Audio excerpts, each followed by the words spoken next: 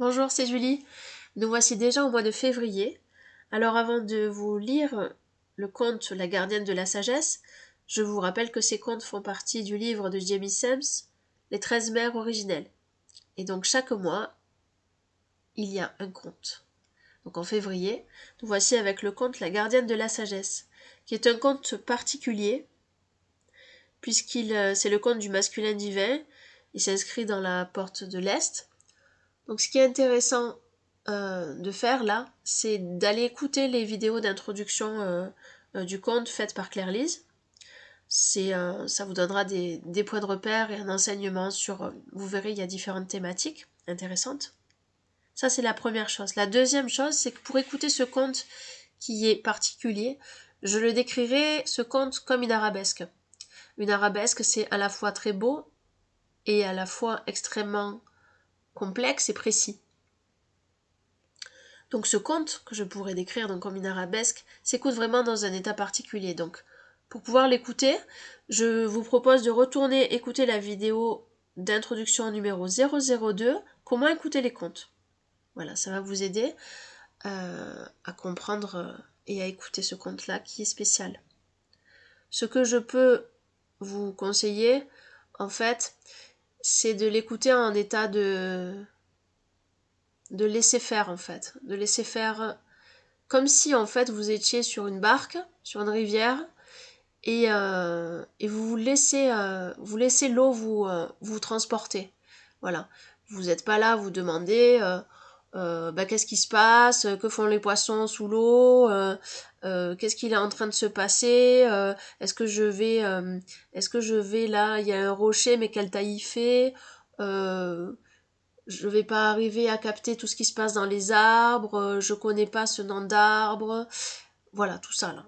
Il fait beau, mais est-ce qu'il va faire orage? Non, c'est pas dans cet espace-là, c'est vraiment de profiter, de se laisser vraiment aller sur cette rivière-là, sachant qu'il y a un début, une fin, et, euh, et puis qu'ensuite vous vous direz si vous en avez envie, ce que vous avez pensé du voyage.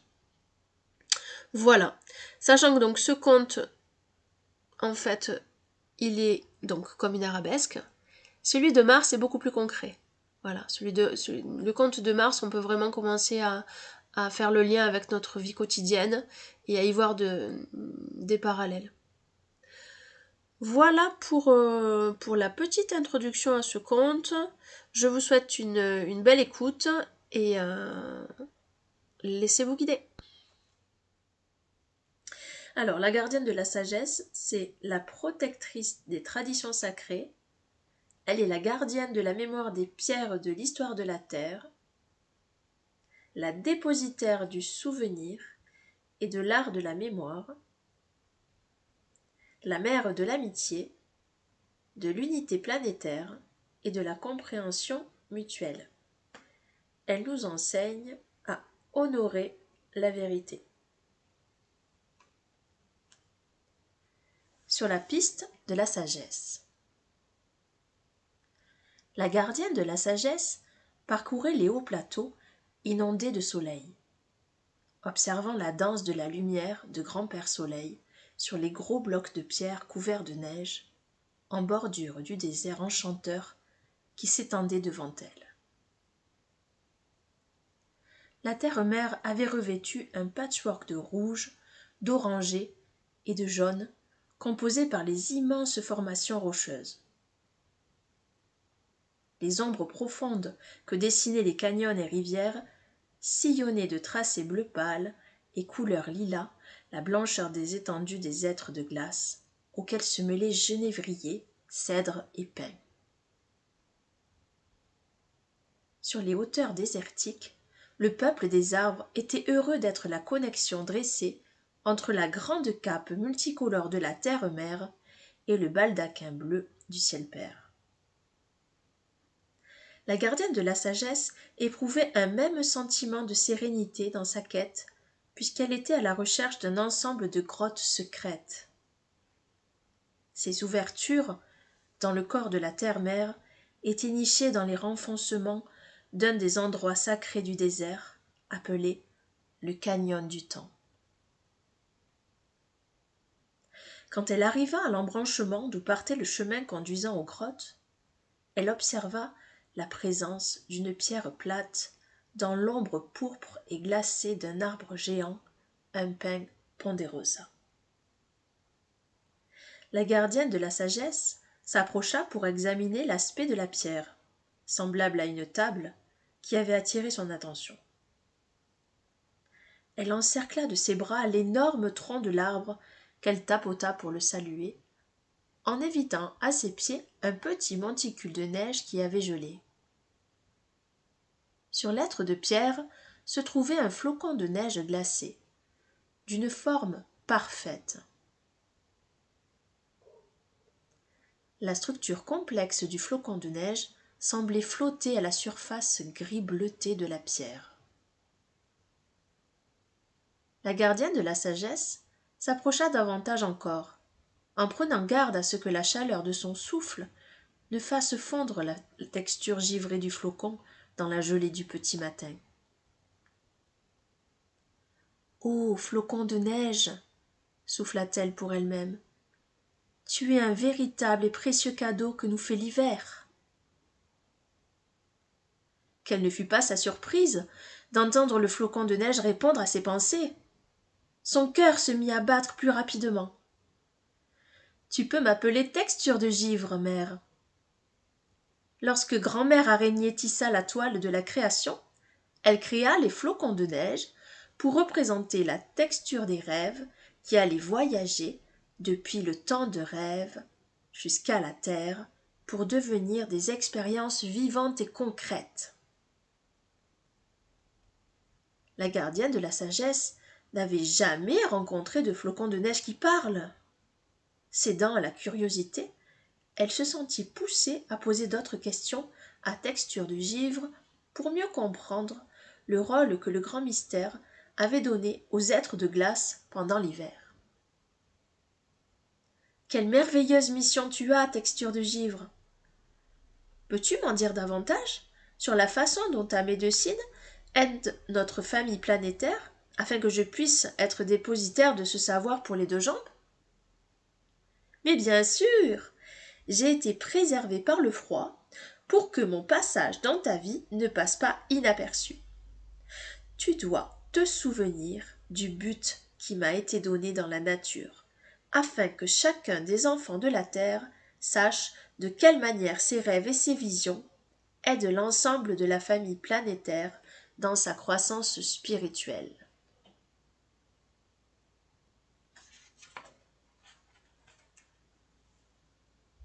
Mère, chacun des enfants de la Terre éprouve des sentiments et fait des rêves en fonction de sa place dans la structure et l'équilibre de la nature. C'est l'association de tous ces sentiments et rêves qui constituent les besoins des enfants de la Terre. Les flocons de neige sont les messagers de ces besoins parce que leur corps présente la configuration des rêves de chacun. Quand la chaleur de grand-père Soleil nous fait fondre pour devenir de l'eau, les impressions du rêve collectif pénètrent dans le sol de la terre-mère, lui apportant la compréhension des désirs les plus profonds de ses enfants. La gardienne de la sagesse fut touchée par le savoir de texture de givre et par la simplicité du plan du grand mystère pour informer la terre-mère des besoins de ses enfants. Ce qui lui amena une autre question. Puisque les cours d'eau et les rivières sont les canaux qui transmettent les sentiments sous la forme de l'eau, serais-tu en train de dire que ce que ressent la terre est fait des désirs et des émotions de tous ses enfants? Exactement. Tu comprends maintenant pourquoi la structure de la tribu des flocons de neige a tant d'importance. Chacun des enfants de la Terre éprouve chaque jour de nouveaux sentiments, parce que son expérience change constamment.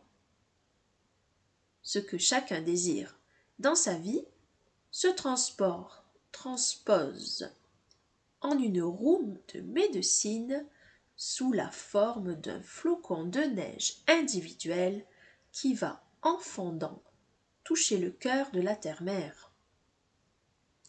Structure de Givre continua.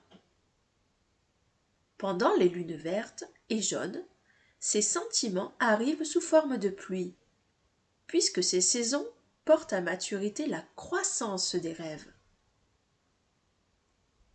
Nous sommes les messagers des lunes blanches, parce que les rêves doivent être gardés sous leur forme cristallisée jusqu'à ce que la saison du repos et de la réflexion soit passée.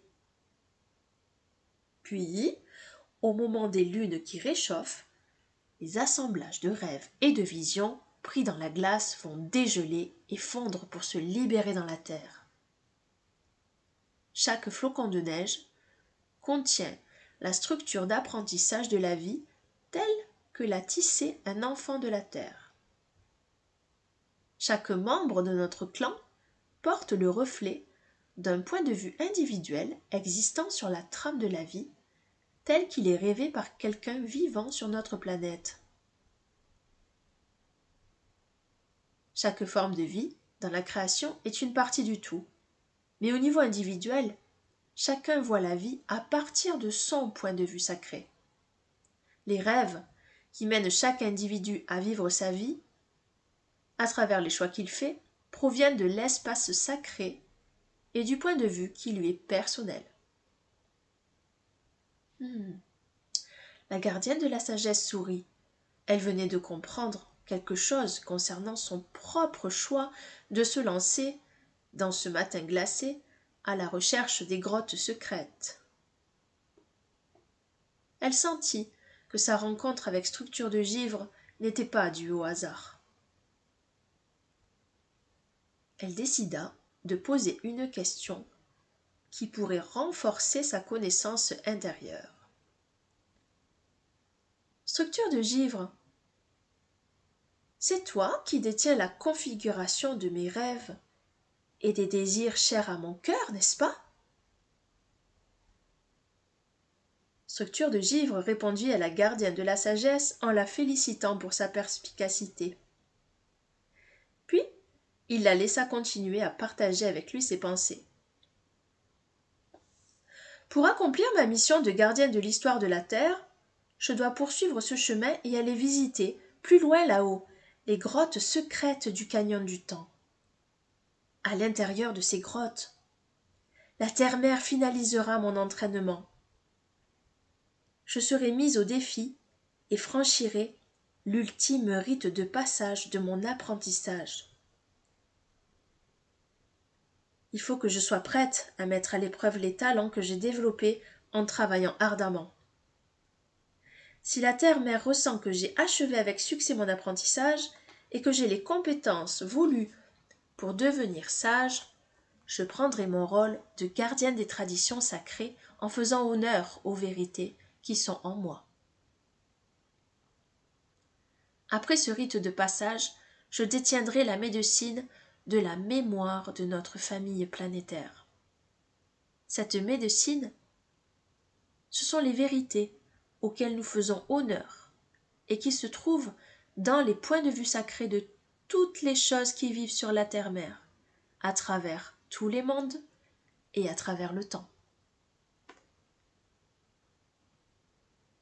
La gardienne de la sagesse comprit que l'agencement de Structure de Givre reflétait ses rêves et aspirations, et recueillait les systèmes de connaissances qu'elle avait accumulés pendant les précédentes périodes de sa marche sur Terre. Maintenant, le temps approchait pour elle d'ouvrir sa vision et sa compréhension aux autres, en partageant sa sagesse avec les enfants de la Terre. Structure de Givre s'était trouvée sur son chemin pour lui rappeler les cercles à l'intérieur des cercles, c'est-à-dire la façon dont les formes de vie dépendaient de la sagesse qu'elle portait en elle et des compétences qu'elle avait développées. Dans sa configuration de glace, Structure de Givre contenait les plus intimes désirs de la gardienne de la sagesse. Et c'est pourquoi il n'y avait rien de surprenant à ce que Flocon de Neige capte ses pensées. Structure de givre, qui devinait à quelle déduction en arrivait la gardienne de la sagesse, s'adressa à elle dans une communication muette. Mère, les pas dans lesquels tu t'engages sont très importants. Ils vont te mener à la conclusion de ton apprentissage avec le rite de passage. Ma structure de glace, qui détient les rêves que tu as faits, va fondre pour retourner à la terre-mère. Il se pourrait que tu veuilles libérer ces mêmes structures à l'intérieur de toi avant de pénétrer dans les grottes en amont du canyon du temps.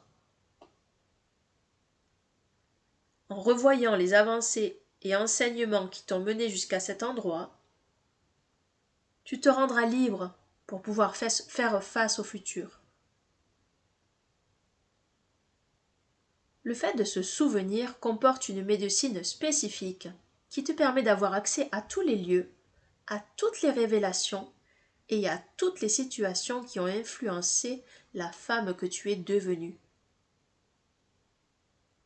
En te souvenant de tout ce qui est du passé, tu peux te placer toi-même ici et maintenant et habiter la réalité de tout ce que tu es.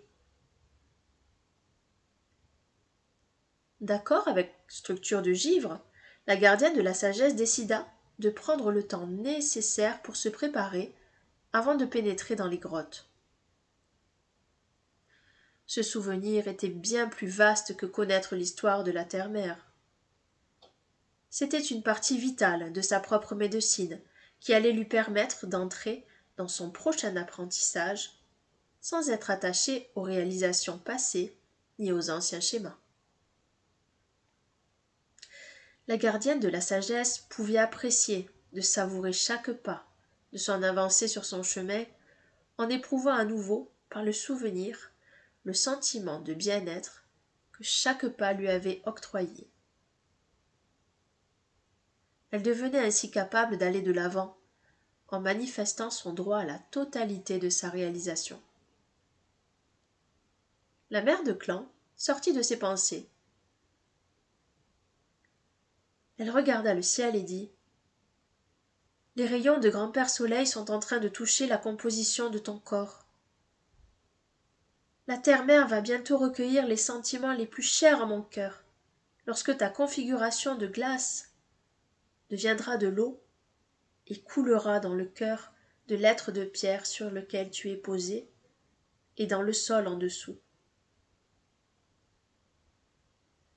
Structure de glace, je te remercie d'avoir été mon enseignant et d'avoir partagé tes dons avec moi. Je vais te laisser ici pour continuer mon chemin, mais sache que mon cœur chantera toujours tes louanges et ma gratitude. La gardienne de la sagesse commença à gravir la piste vers le canyon du temps, tout en agitant la main vers la structure de givre en signe d'adieu.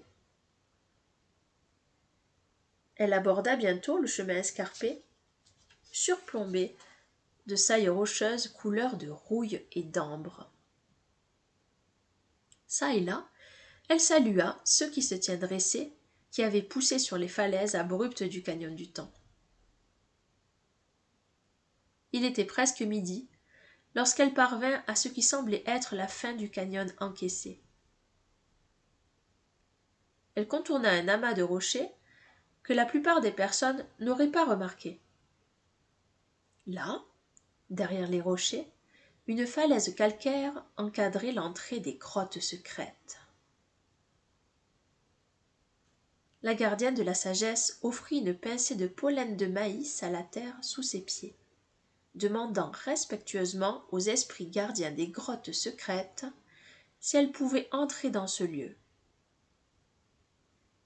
Elle reçut le signe que sa présence était bienvenue lorsqu'elle sentit un petit souffle d'air caresser son visage.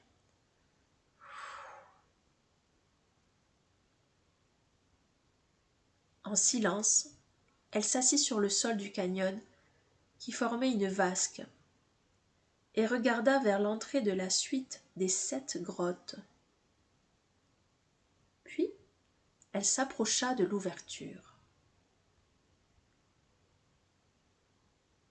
Les 7 grottes représentaient les 7 directions sacrées. Est, sud, ouest, nord, en haut, en bas et à l'intérieur. La gardienne de la sagesse tourna, puis s'agenouilla devant l'entrée des grottes et se pencha pour embrasser la terre. Elle étira sa colonne, tout en restant à genoux, et leva ses bras vers le ciel père, chantant un chant de remerciement pour la chance qu'elle avait là d'achever son dernier rite de passage. Quand elle eut achevé son chant de gratitude, elle s'assit en silence face à l'entrée de la première grotte.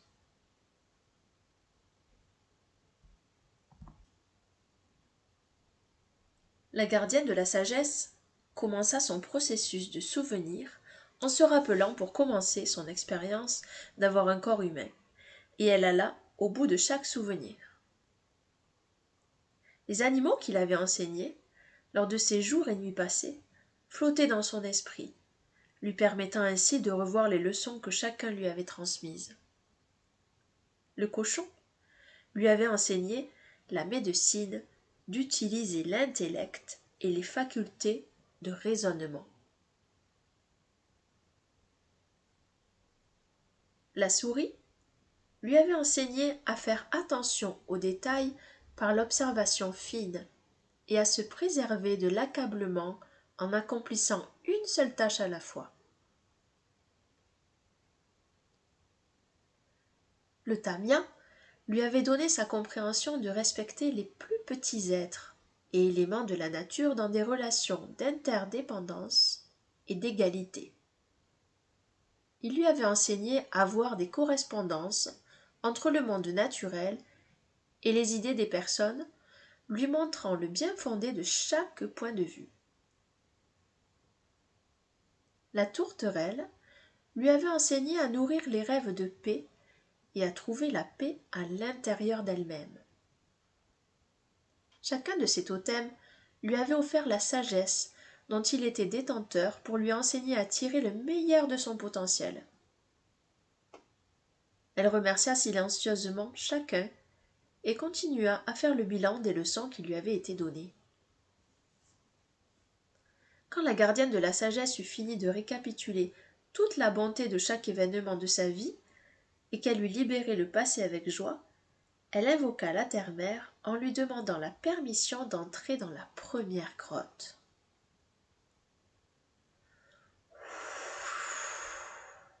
Un léger souffle de vent amena une feuille morte depuis l'arbre qui était derrière elle jusqu'à l'entrée de la grotte, l'invitant à entrer.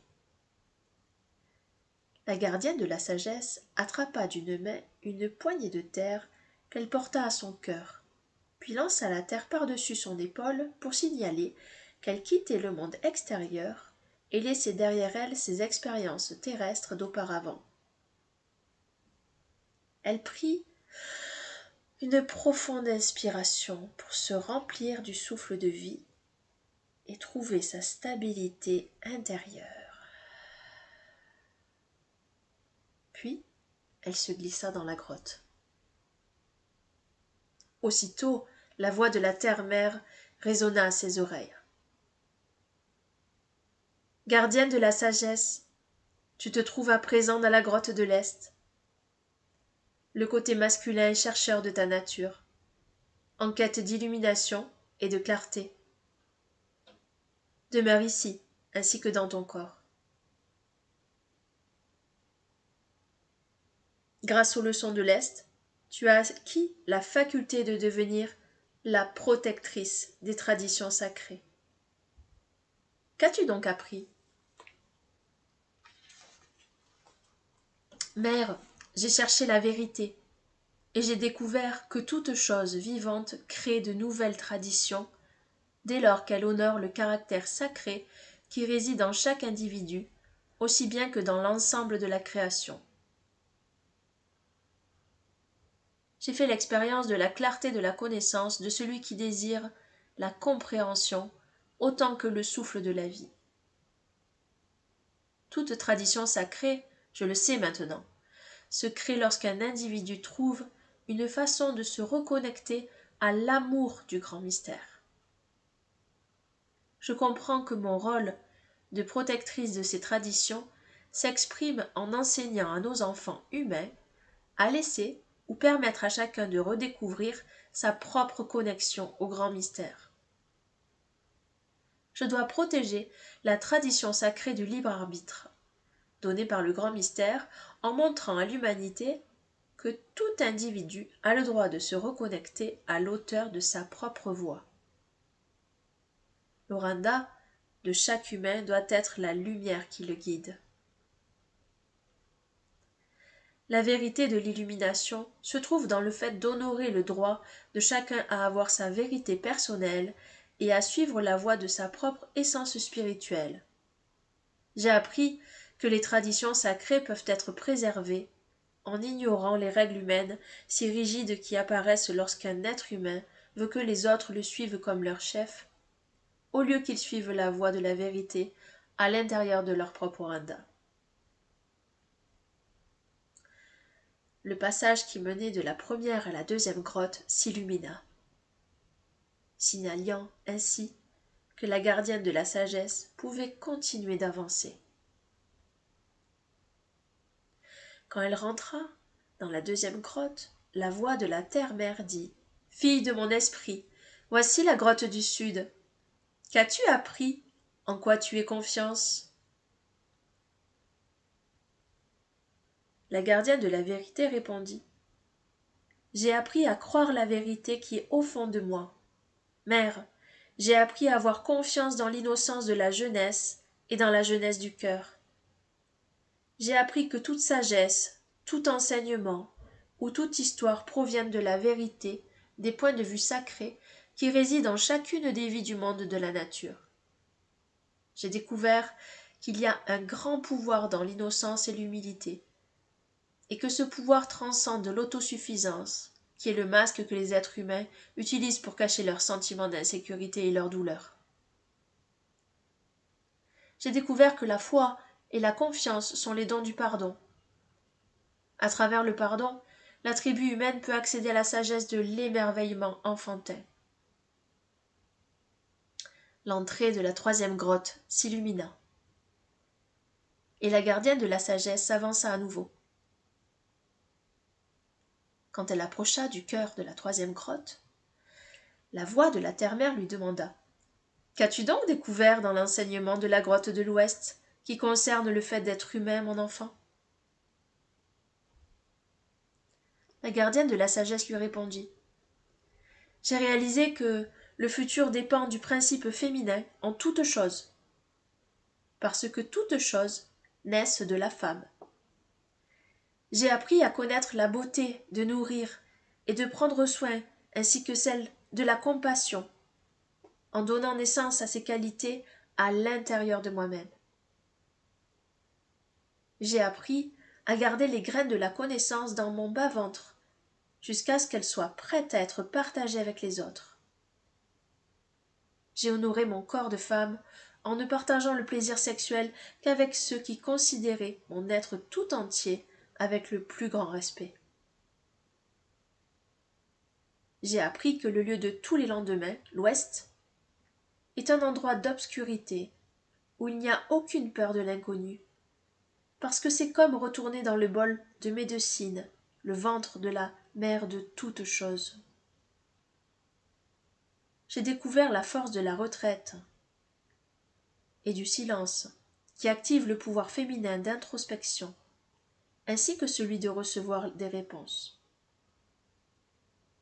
Ce fut bon de comprendre l'art de la connaissance de soi, parce qu'à travers le principe féminin, j'ai appris la sagesse de m'aimer moi-même. Le passage vers la quatrième grotte s'illumina, et la gardienne de la sagesse prit une profonde inspiration en s'y engageant. Dans la grotte du nord, la voix de la terre-mère s'éleva. Dis-moi, quelle est la sagesse que tu as recueillie auprès du Nord, ma petite? Dans le lieu du soin et de la reconnaissance, j'ai découvert la sagesse de ceux qui ont pleinement expérimenté la vie humaine. Les leçons de leur marche terrestre leur ont bien servi. J'ai appris à être reconnaissante pour toutes les occasions de grandir. Certaines furent difficiles, d'autres joyeuses, mais elles m'ont toutes appris la sagesse, parce qu'elles m'ont enseigné à saisir chaque occasion d'ajouter de la compréhension à mes systèmes de connaissances et de la compassion à notre monde. J'ai appris que la guérison vient à ceux qui ne blâment pas les expériences de la vie, mais remercient plutôt pour leur potentiel de croissance qui leur est ainsi offert. J'ai recueilli la sagesse qui peut être acquise à partir de leur expérience personnelle. J'ai accepté la guérison qui vient d'une attitude juste et j'ai appris à être profondément reconnaissante pour tout cela. Le passage vers la 5e grotte s'illumina et la gardienne de la sagesse y pénétra. Elle y vit graver une baleine sur la paroi la plus éloignée. La terre-mère lui parla ainsi. « Ceci est la grotte de la direction du haut, ma fille. Qu'as-tu découvert à propos de la sagesse qui réside là-haut » La gardienne de la sagesse n'eut aucune hésitation et répliqua. « Mère, j'ai découvert que nos esprits viennent sur terre depuis la nation du ciel, voyageant tels des étoiles filantes à partir du monde de l'esprit. Le feu dans nos cœurs est l'éternelle flamme d'amour. Et cette glorieuse essence retournera un jour dans le bol de médecine étoilé du ciel de la nuit. J'en suis arrivée à comprendre l'idée du destin. Chaque être humain a l'occasion de remercier pour la beauté de la création qu'il ou elle représente en tant qu'individu, en se réalisant au mieux de ce qu'il est personnellement. Honorer les dons et les facultés qui nous ont été donnés en les développant pleinement, c'est accomplir sa destinée. La chanson de la baleine est le chant de médecine de l'étoile du chien, Sirius, dans le ciel de la nuit. Elle enseigne aux êtres humains à se souvenir de leurs talents et à s'en servir pour redécouvrir le destin de plénitude qui est inscrit dans leurs esprits.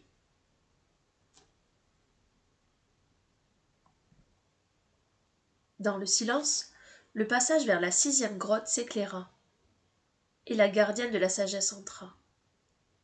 La voix de la terre-mère se fit doucement entendre en écho. « Ceci est la grotte de la direction d'en bas, ma fille. Quelle sagesse as-tu recueillie de cette direction ?» La gardienne de la sagesse remarqua la défense d'ivoire d'un mammouth qui occupait le côté droit de la grotte, et elle sourit en répondant. La sagesse de la direction d'en bas concerne tout ce qui a été appris dans la marche terrestre de chacun.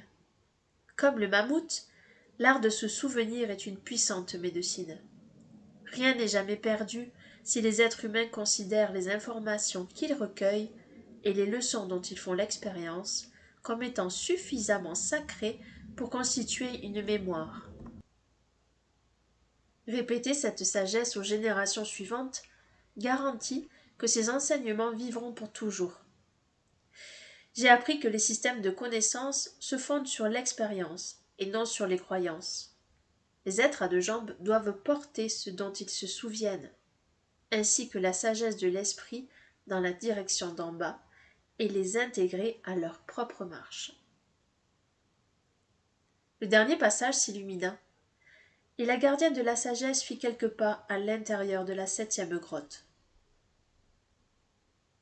L'esprit de son totem vint emplir la grotte.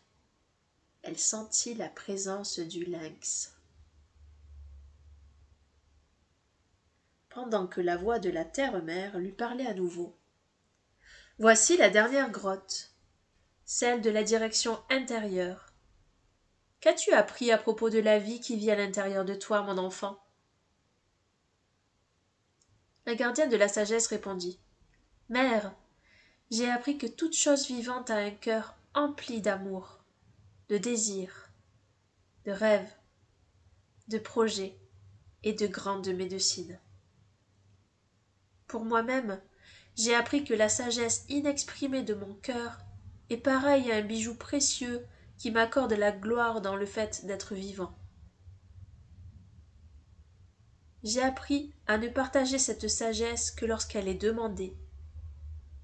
J'ai appris qu'il n'y a aucun secret dans l'univers parce que toutes les réponses sont contenues en lui.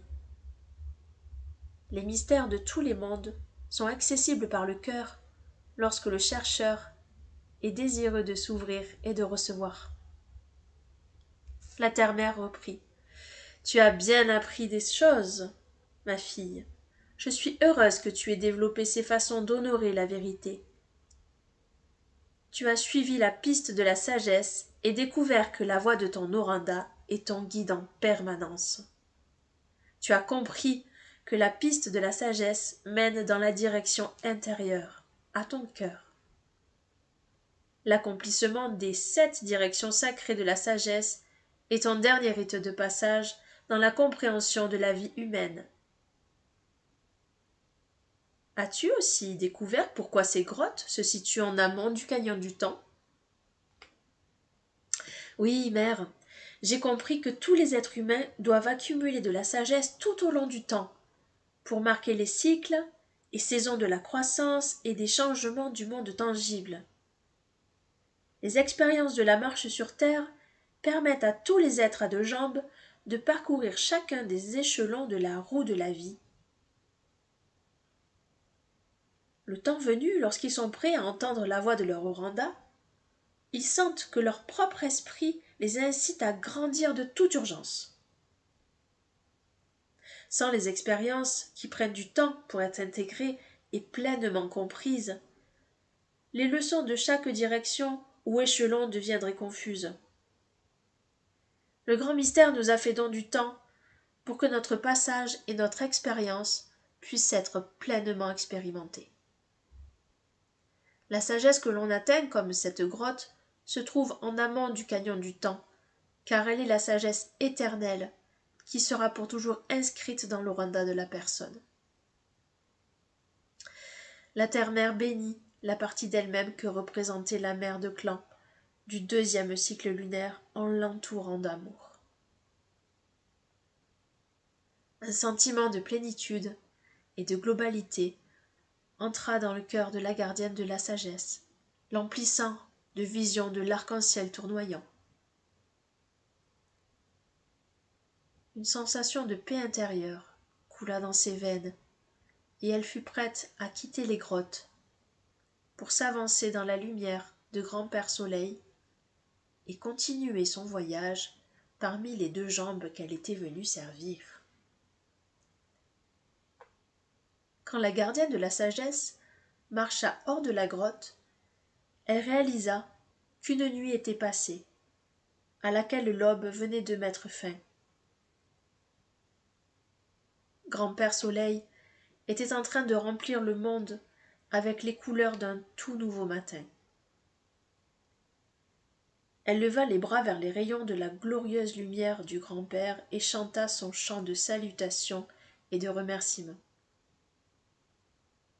Puis elle s'agenouilla et embrassa le sol, le corps de la terre-mère. La route avait été longue, les épreuves nombreuses, mais à présent, elle comprenait pourquoi le grand mystère ne soumettait jamais les êtres humains à l'examen de leurs forces, mais seulement à celui de leur faiblesse. La route de la sagesse pouvait être parcourue seulement par l'expérience, les épreuves et les erreurs. Elle avait gagné le droit d'être la protectrice de la route de la sagesse parce qu'elle l'avait parcourue en honorant la vérité à l'intérieur d'elle-même.